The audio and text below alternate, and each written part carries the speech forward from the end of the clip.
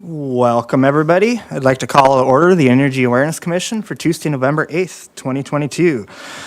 First thing on the agenda is our approval of the minutes from the September 2022 meeting. Any questions or discussion related to those? I'll make the motion to approve the minutes from the September 2022 EAC meeting. Second. Okay, we have a motion and second to approve the minutes of the EAC meeting for September of 2022. Any other discussion or questions? All in favor say aye. Aye. Opposed? Motion carries. Second item on the agenda is our CIP balance statement. Derek? What I've attached to this agenda item was the last, this current year and the 2 years prior to this year, what the beginning balances were for all the programs, remaining balances through October, and the activity all the way through October. So as you can see, the last 2 years are pretty similar. 2020, we had a lot more funds used overall, percentage-wise. And I put that on there because our beginning balances for all the programs vary depending on the percentage put in, so it can be kind of misleading when you look at, the remaining balances through October are all kind of different, but that all varies, like I said, with the beginning balance. Nothing really out of the ordinary.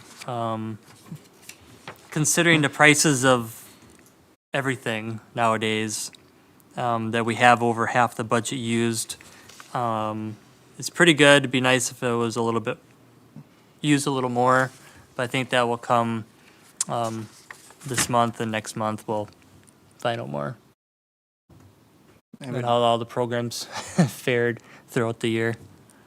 I'm guessing a lot of the furnace stuff is still to probably come since we're not that far into the... Yeah, we have a lot of, and that kind of gets capped out. I'm not sure what I'm going to do with that, because we have X amount of money that we put into the gas funds, because we're not required to, due to our sales, we're not, I think what I talked about last month, so I get to kind of decide what to do with, once we meet our budget goal, what I'm going to do at the beginning of next year, if I'm going to carry some of those applications over or not, because we're not under state statute, so I think we can kind of do what we want, but we need to kind of still follow that state statutes because I'm still going to report those savings as money spent to the state, so they like to keep things from rebated from the year it was purchased or the action done, because they want to get that information and those statistics for that year. So we're running real low on natural gas rebate money. As of I just looked at it today, maybe like $700 left in all those budgets. So If I remember right, we can't take from a different fund and put it into the gas fund, is that right? well, all the gas money is split between all the accounts, like the furnace check and clean and the furnace, water heater, steam, but those come from the natural gas department. Mm-hmm. So if I'd be taking from appliances or the central AC, I'd be taking from the electrical department And you can't do funds. Well, then I'm taking away the possibility of not meeting the state requirements, where we are required under state statutes to get that savings and that money spent. So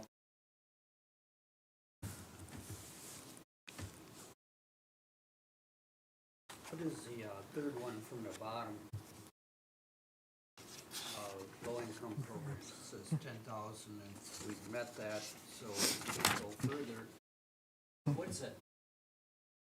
the low income programs, we have a contract with Minnesota Valley Action Council, and we contract out with them because they deal with a lot of personal information.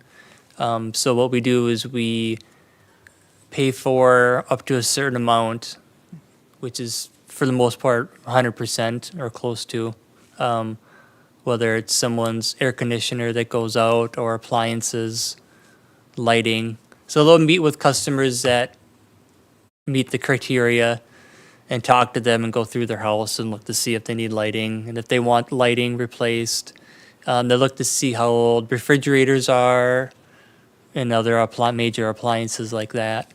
And they work with vendors that they have contracts with to get the appliances to those customers and then send us the bill. So is it our criteria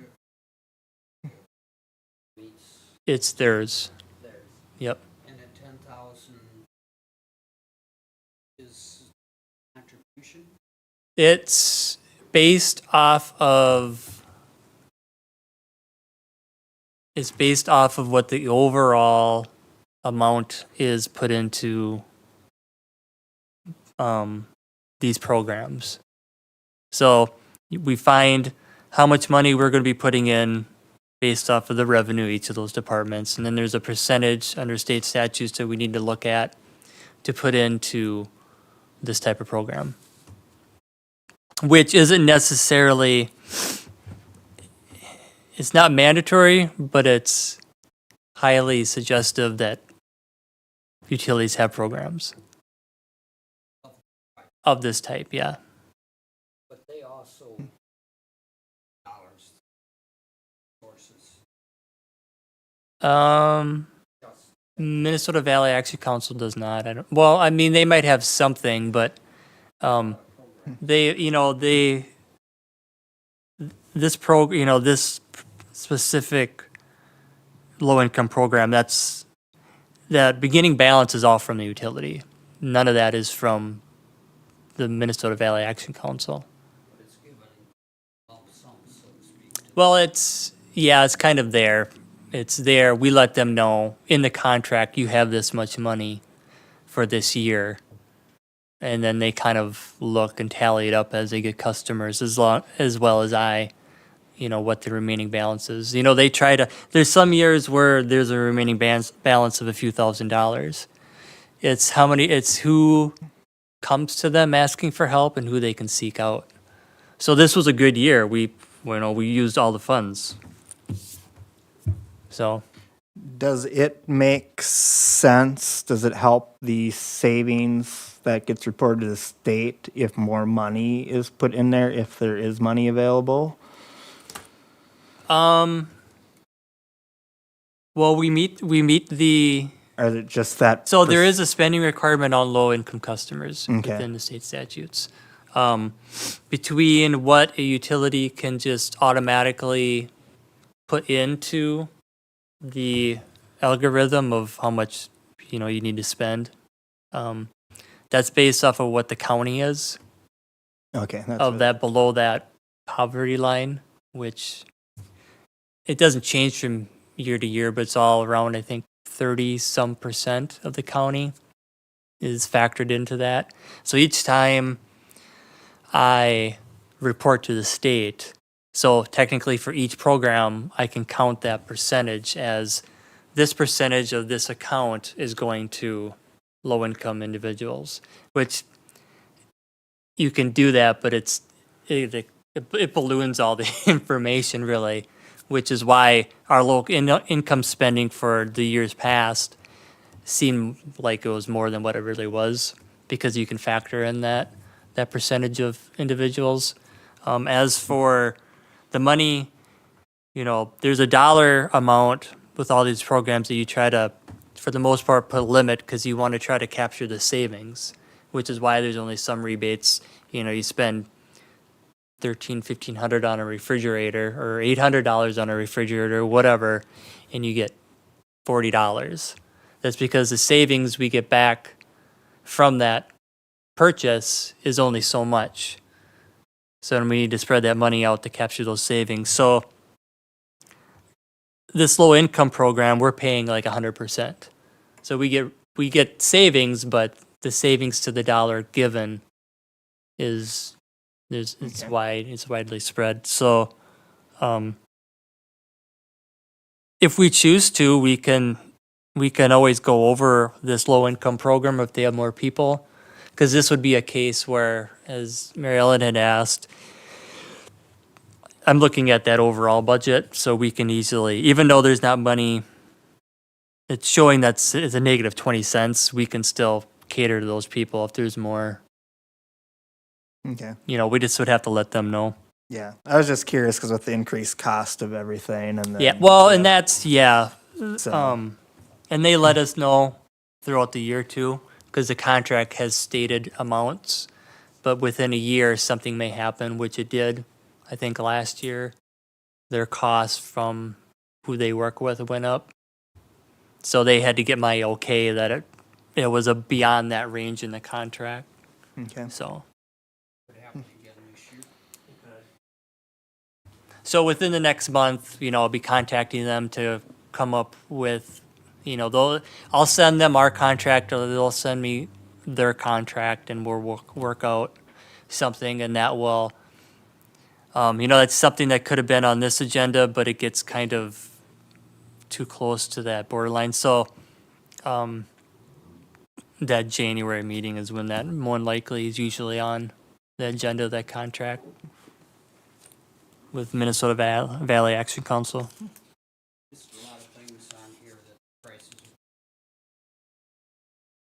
Well, yeah, you're right. And that's one way to look at it. Another way to look at it is the prices of products go up, but we still have to, as a utility, meet the state statutes to capture the savings. And if we increase the prices, our rebates, are we not going to be able to capture those savings? Because the state's not factoring that in, the price of things. Savings. And this is something to give back. You know, this is we're a company. We don't even have to factor in what we are, but we're a company that gives money away to use less of our product, essentially. Also, so we're giving something back when you're not even buying from us. We're giving you money, even if it's not what some people think is enough, which is understandable. We're still giving money away to use less of our product or a better chance of not using any more of our product. So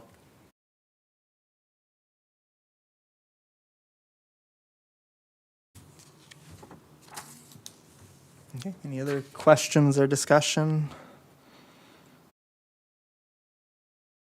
Otherwise, I'd be looking for a motion to approve the balance statement. Okay, got a motion.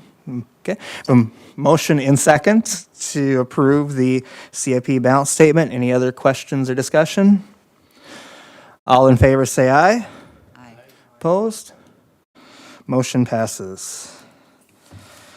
Under item 4, new business, looks like we have a few best practices for the GreenStep cities. The first one looks like it's 11.5.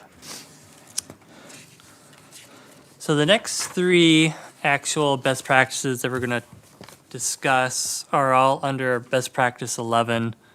And if approved by the Energy Awareness Commission, and then if approved by GreenStep's coordinator, this should meet the criteria for completing best practice 11. And that should also put us into step 2. So we should be out next April when GreenStep Cities looks at everybody and what they've done and see if they move up in anything. We should be at step 2. So this first one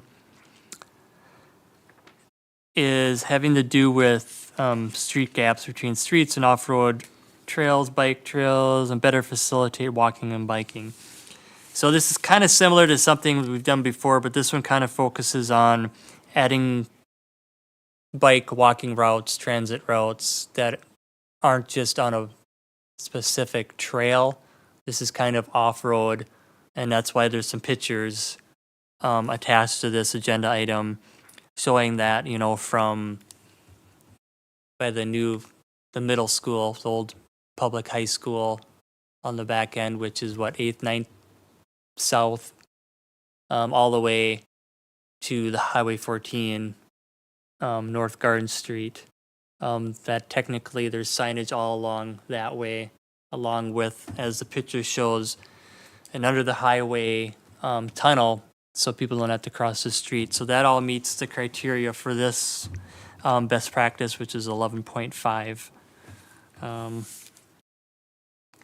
As I stated, there's the pictures there that I'm going to attach to this agenda item with the short description of not only is there that long bike route, but kind of one of the other criteria is that it's kind of hitting some main points. So you have a middle school, you have 2 elementary schools, you have the Vogel Field House, and then going down, you know, you hit the north end of town, you get, technically, you have that underpass, and you have gas station, grocery stores, and other retail shops. So I think that all would meet the criteria for this best practice, and this is what I'm planning on submitting, unless anyone has any additional information they'd like to attach to this item to send off to GreenStep cities.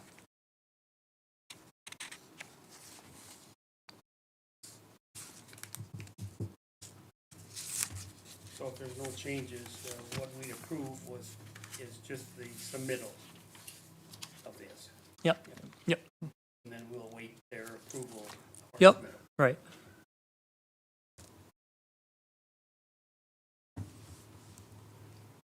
Well, I move we approve for submittal of the best practice 11.5 at GreenStep cities.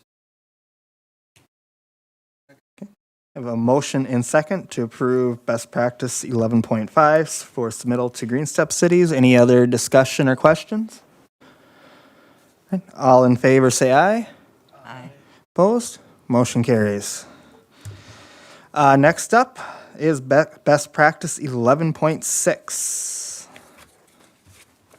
This best practice, create a network of green complete streets that improves city quality of life, public health, and adds value to surrounding properties. So there's some different star levels. What I've included in here, as stated, which would be at least star level 1, would be bump outs, which help with pedestrians crossing the street being more visibly noticed by vehicles, and the vehicles noticing the bump outs, hopefully noticing the pedestrians, along with roundabouts, which I took pictures of the one roundabout on the north end of town by Menards. I did not get pictures of the other roundabout that's kind of in city limits, but kind of not, but it is mentioned. As stated, bump outs have been incorporated within the city. I attached bump out that's pictured here, which would be Johnson Park, the baseball field, and then of course there's another bump out on Johnson Field, the football field. And I had mentioned, like I said, with the pedestrians about narrowing the street and the distance walking across the street. I mentioned the roundabouts that have been installed, Highway 14, Oak Street by the high school, North Highland, and then the other new addition by the bridge, going out to up to 15.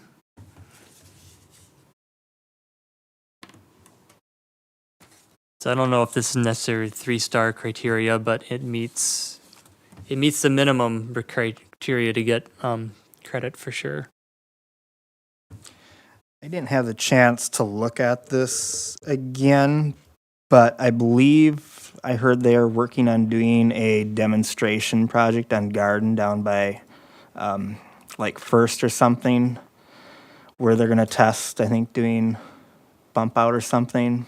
Oh, I'm not okay. sure if they have done anything with that, because I think they're going to test it before they do upcoming road improvements. Oh, sure.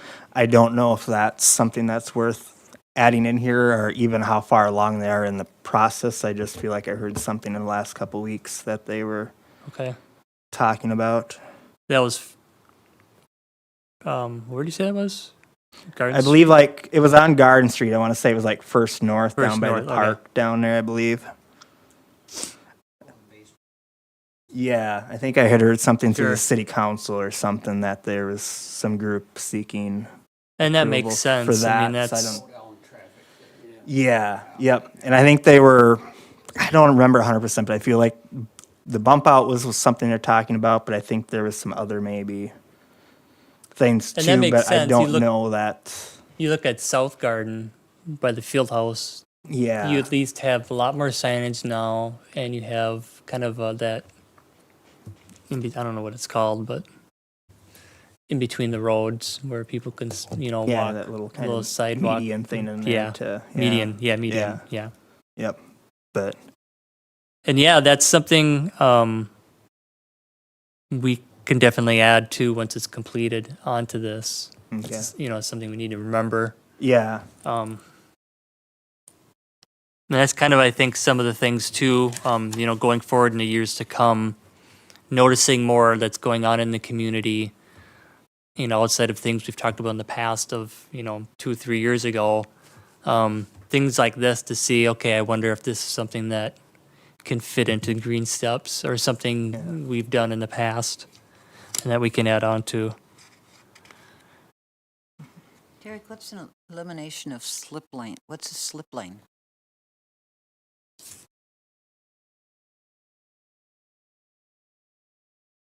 I'm not sure. Okay. I suppose it's, I didn't look that up. I don't know. It's a road thing, so I'm not sure. I never heard of that. I suppose it's something to do with merging traffic or merging off of traffic. I don't know.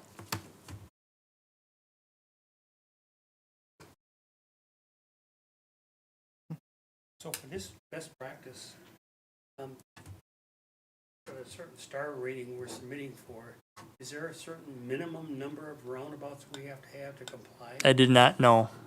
I didn't see that when I looked at other communities, and nothing mentioned that I noticed in the literature. So we're taking credit for at least the ones that we have now. Right. Yep. Yeah.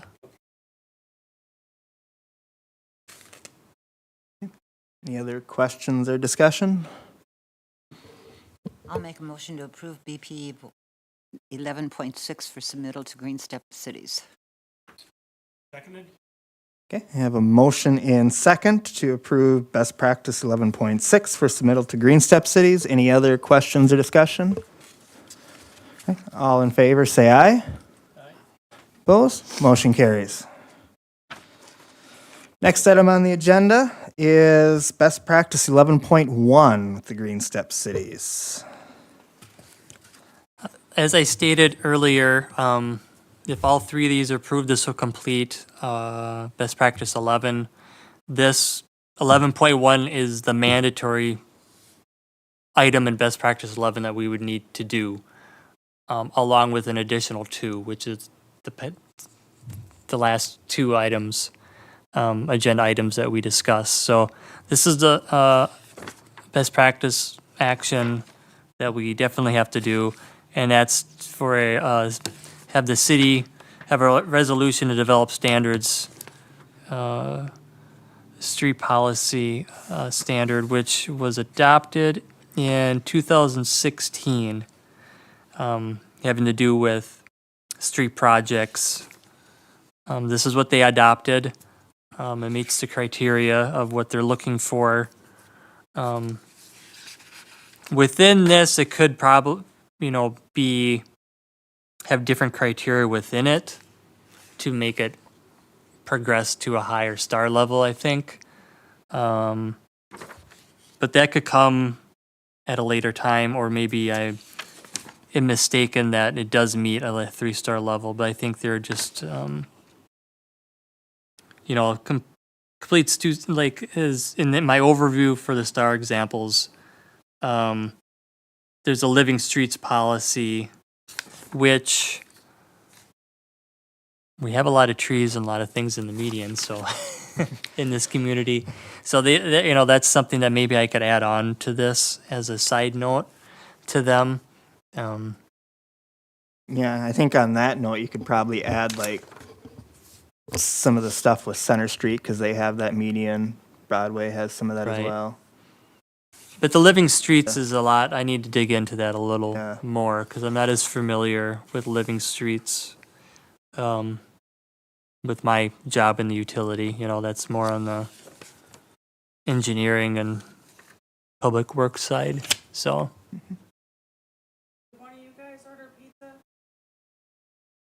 Nope.